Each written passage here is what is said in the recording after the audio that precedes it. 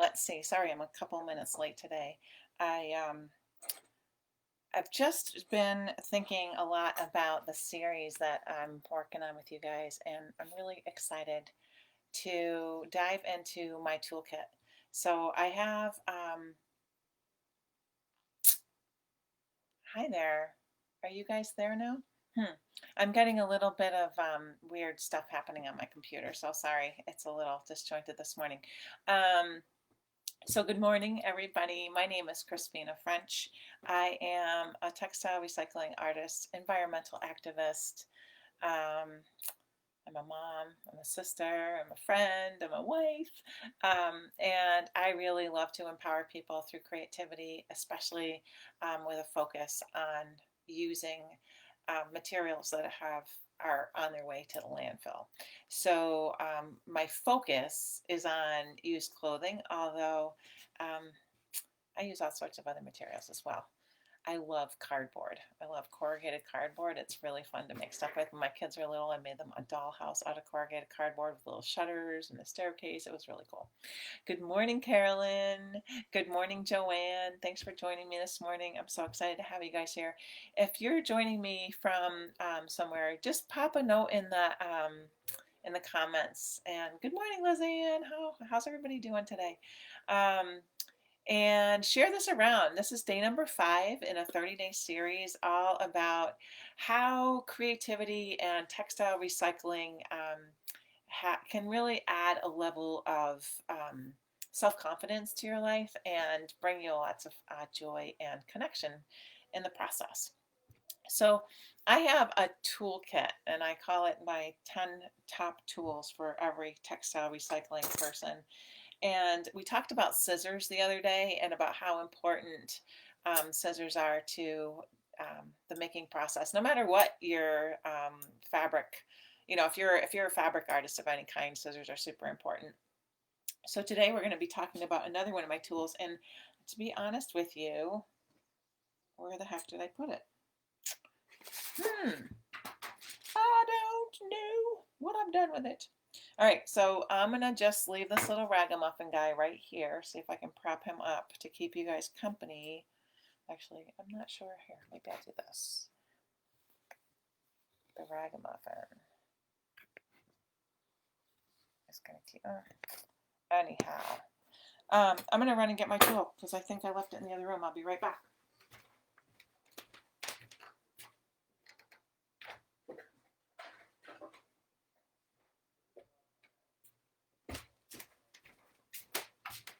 How silly of me. Here I am back again. Sorry about that.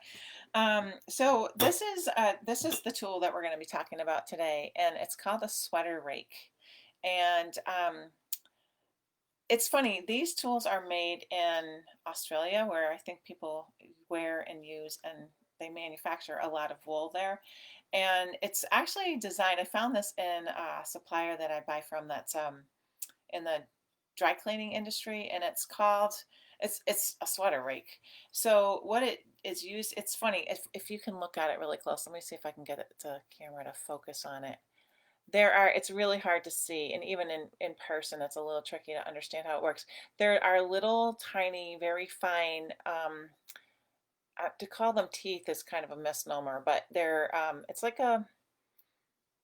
almost like a little coil on either side. So there's one here on this lower side, and then there's also one on this side.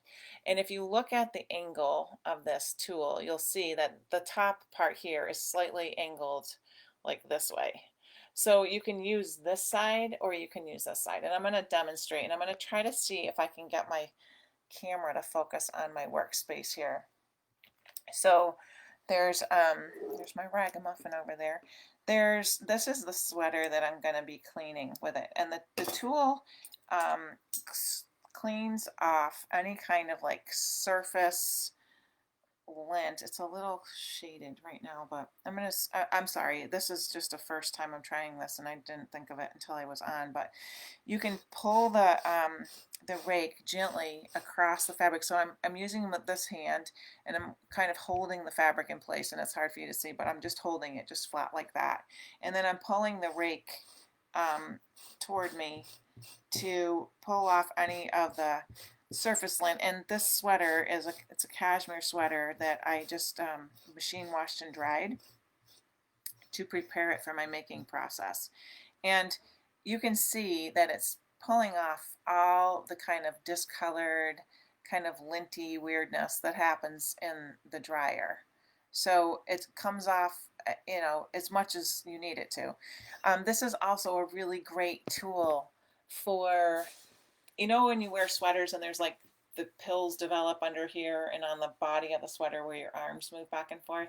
This tool will clean those pills right off. And it kind of takes a sweater that has been kind of worn and used and loved oftentimes and makes it look brand new. So I use this tool for all of the work that I sell. And I really recommend them. They don't wear out. I've had this particular one for, it's got to be 10 years anyway. They don't wear out, they don't dull, there's no batteries to recharge or to replace. And they're very expensive. Crazily enough, this tool costs like $52. I do sell them in my shop. I used to send people to my wholesale supplier to buy them until they called me and said, please stop sending people here. You need to buy these by the dozen. You can't just like send people for onesies. So it's a really simple tool. It's really great on wool, cashmere. You can use it on sweatshirts. I'm gonna see what else I have around here that might have some pills on it. This is my very favorite orange cashmere sweater that I found somewhere along the line. And I clean this kind of often because I like to, look fresh and lovely. So not a whole lot of pills, but there's some. So let's try that again. I'm going to show you. Okay, so here is my sleeve. And there are a little bit of pills underneath here. So I'm just going to hold the sleeve and just scrape along. And you can see it's just cleaning off the surface of the fabric. And there's not that much to pull, but there's some pills. So those are now gone. So there it is for today. Short and sweet sweater rake. Caroline, you're just the best for posting that. Yes, these are available in the shop. And Kim, I'm really glad that you're loving it. I know they are expensive. I wish I could find them less expensively. I have seen a less expensive model, and they're just not worth their salt. So this is the one I recommend. Like I said, made in Australia. I do have them in my shop. I kind of keep them in stock as much as I can. Sometimes I sell out, but the sweater rake works great on sweatshirts. It works on pretty much any material. It's the thing that you need to be careful about, like when I'm cleaning my blankets, and if you guys have been around for a while, you might know that the blankets are zigzag stitched together on a sewing machine. You have to be careful about using this tool when you go across a machine sewn seam. So it's great, like, on a sweater, on a typical, commercially produced sweater that is, your seams are on the inside, so you're not running the risk of like getting a thread pull.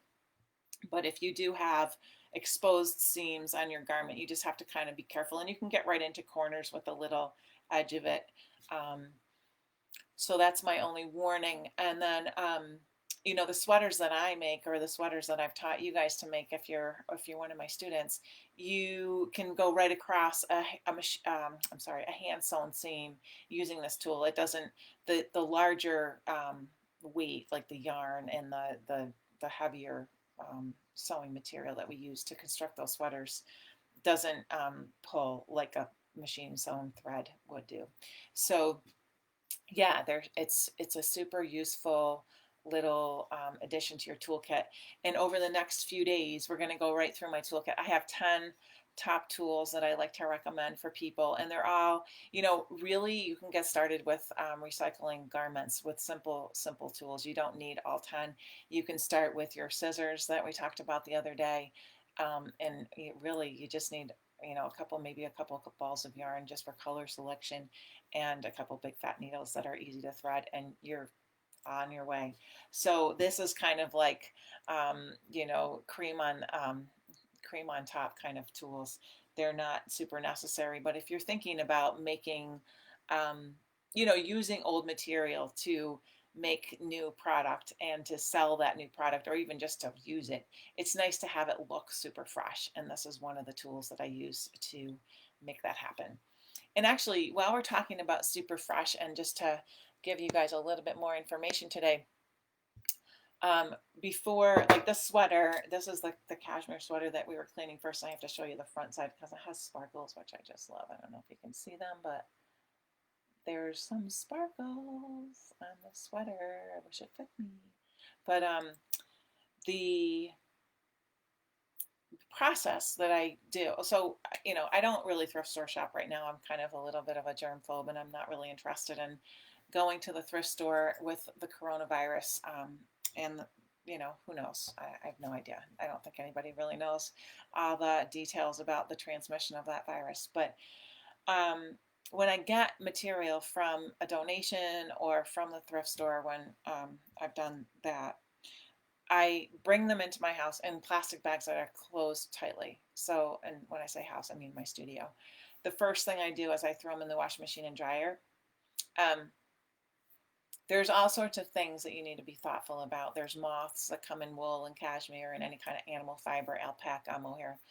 And there's also bed bugs, which have, you know, there was a time a few years back when my son and I, he would shop with me in Boston, and we would go to the big giant thrift stores, and my kind of payment for his help was like, get whatever you want, I'll pay for it. So he found this really cute little blazer that was all patchy. It was funky, and he looked great on him. So of course, being the college student that he was at the time, he didn't wash it or launder it at all and just wore it. And lo and behold, he had a bed bug infestation happen in his apartment, and it was really horrible, horrible, horrible, horrible. So if anybody out there has dealt with bed bugs, you know what I'm talking about. It's really, really hard to get rid of them.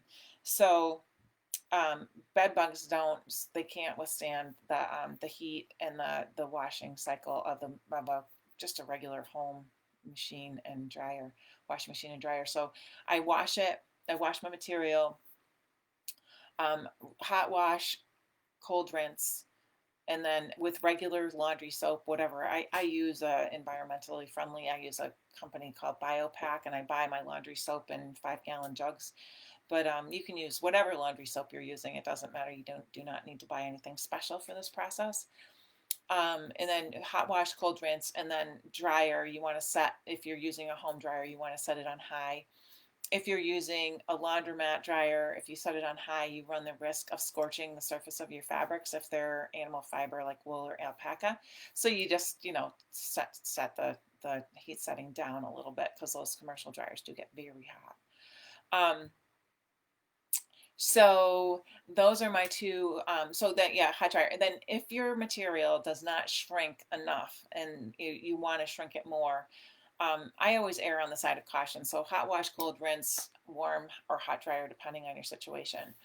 Now, if you buy a sweater or you accumulate a sweater from someone and it's already shrunk and that's why they're getting rid of it, you want to avoid the dryer, because what's going to happen is it's going to shrink more and it's going to become so densely felted that it might be kind of hard to find a use for it. So, okay, so then if you want it to shrink more, you pull it out of the dryer and it's still kind of like not really fold, and it sort of seems a little bit like it needs a little bit more body and more shrinkage. You can put it back in the washing machine. Wool and animal fibers in general will continue to felt and shrink as you continue to wash and dry them.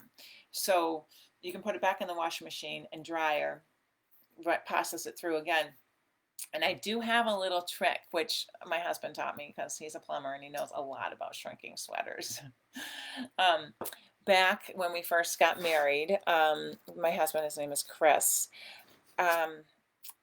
would shrink sweaters like nobody's business. And I would be like, okay, how come I've been doing this for 20 years and you're way better at this than me?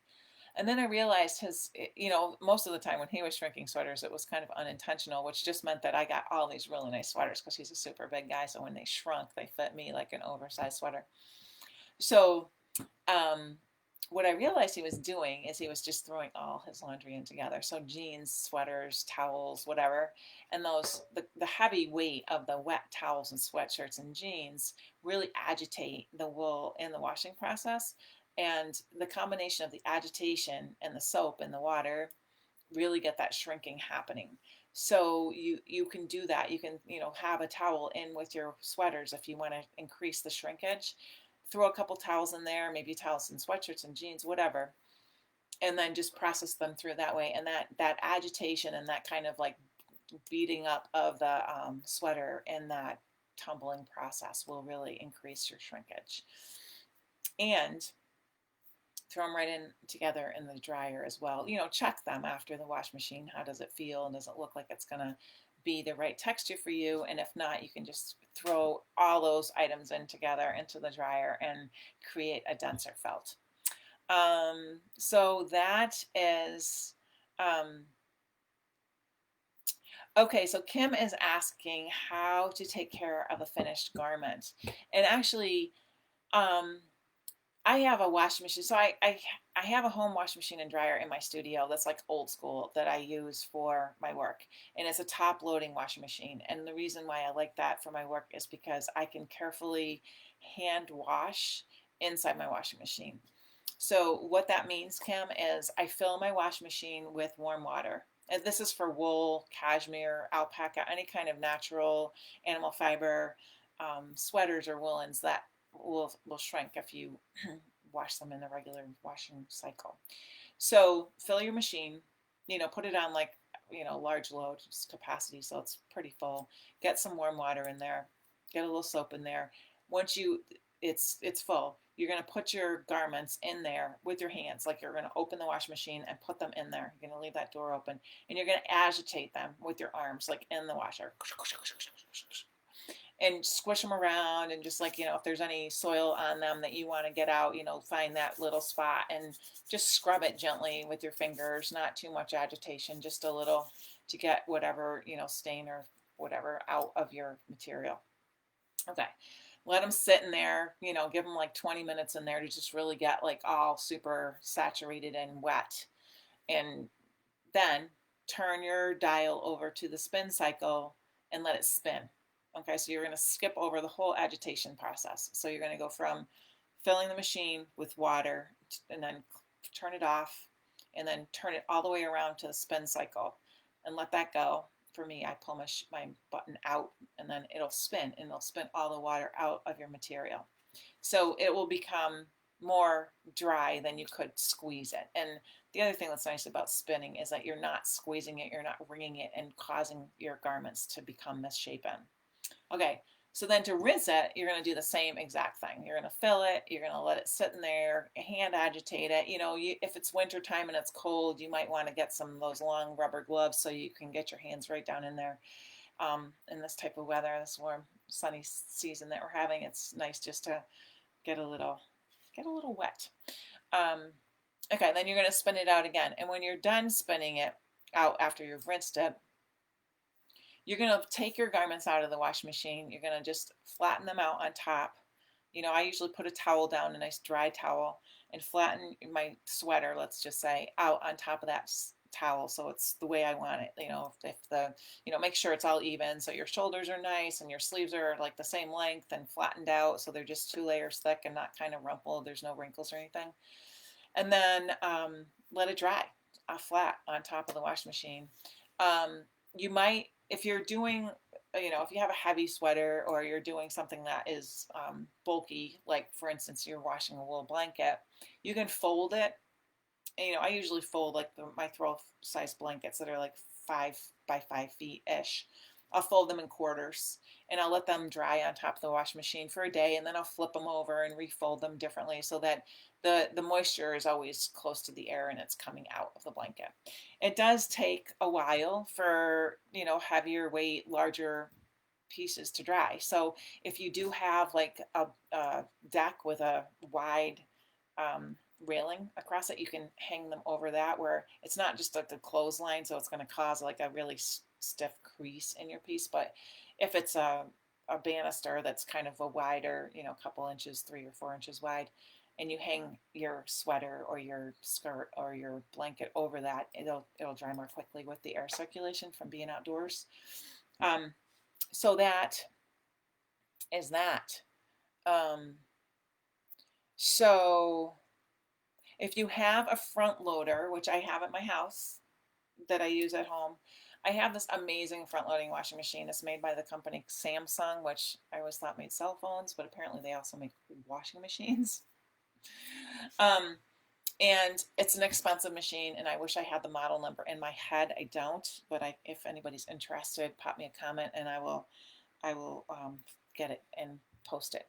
So this washing machine, my husband is, I told you he's a plumber, but he's really a contractor, and he has a real penchant for conservation, energy conservation, of all kinds, whether it's plumbing and heating stuff or electricity, whatever. So we bought this washing machine. He researched and researched and researched, and he found this washing machine that is the lowest impact, it uses the least amount of water, it uses the least amount of electricity. He has a meter that we can plug into an outlet and then plug an appliance into that meter, and it'll actually tell us how much it costs to run the machine. So I'm not going to tell you the right thing because I'm not great at remembering numbers in my head, but the new washing machine, I think it costs 14 cents to run a load of wash. It might have been less.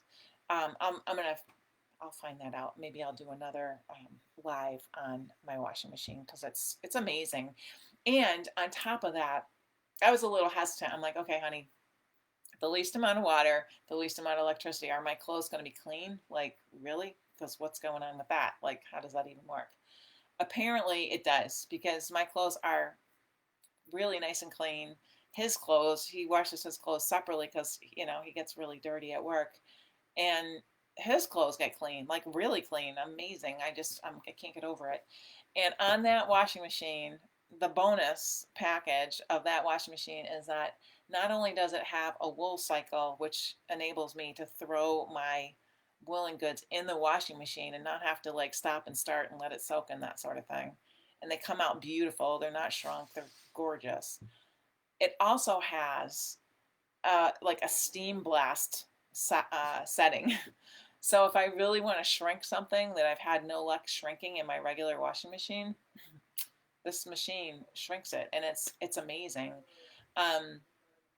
The biggest drawback of the machine is that the cycles are quite long. Like a regular wash cycle is like an hour instead of the 35 minutes that my old fashioned top loading energy hogging machine takes. So that's the biggest drawback, if that's even a drawback.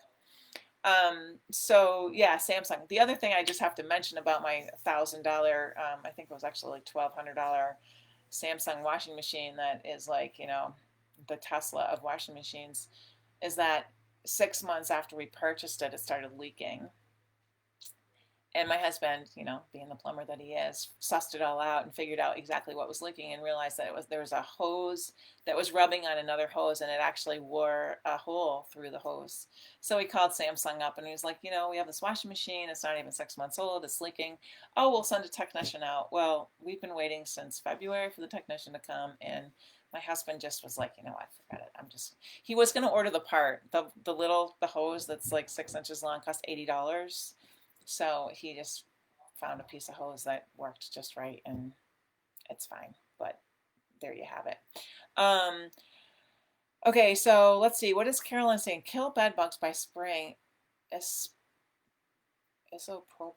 alcohol in closets, shoes, corners of the rooms, beds, etc., while your clothes, pillows, etc., are in the hot washing and drying machine. Take precautions to stay out of the room for at least 5 hours once the room is sprayed.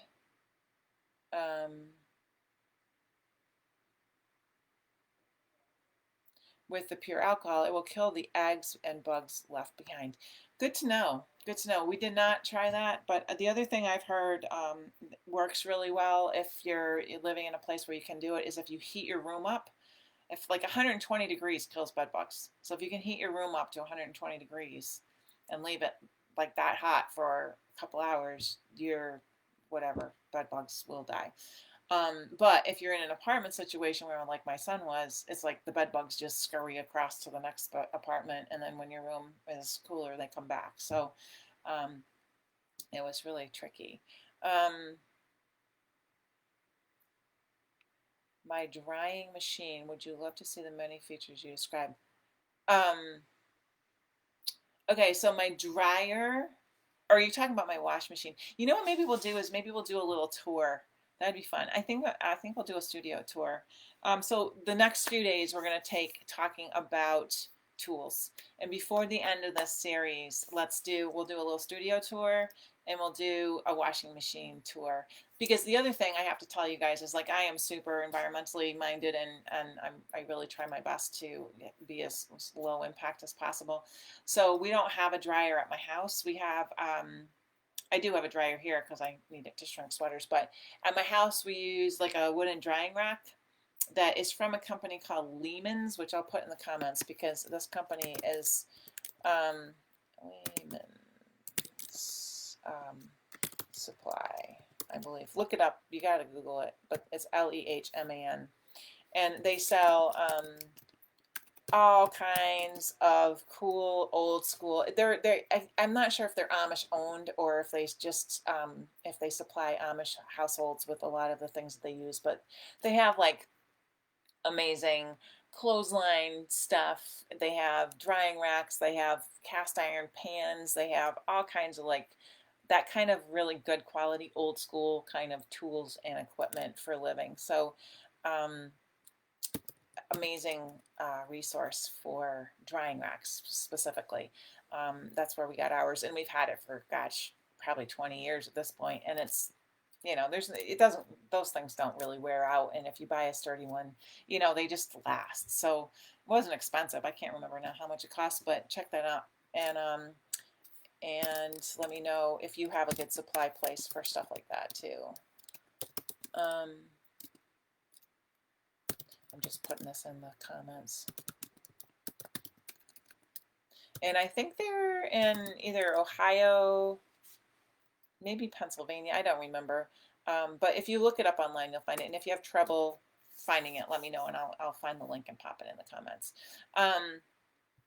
So yeah, that's about all I got for you today, you guys. I have a busy rest of my day, so I'm gonna head out into the wild blue yonder and take care of business.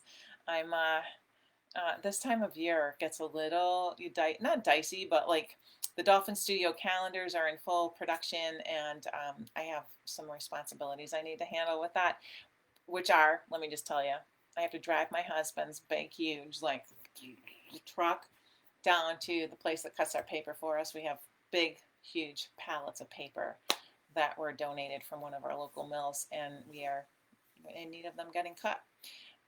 So that's where I'm headed after I sign off with you guys, but I'd love for you to leave me a comment if you have questions.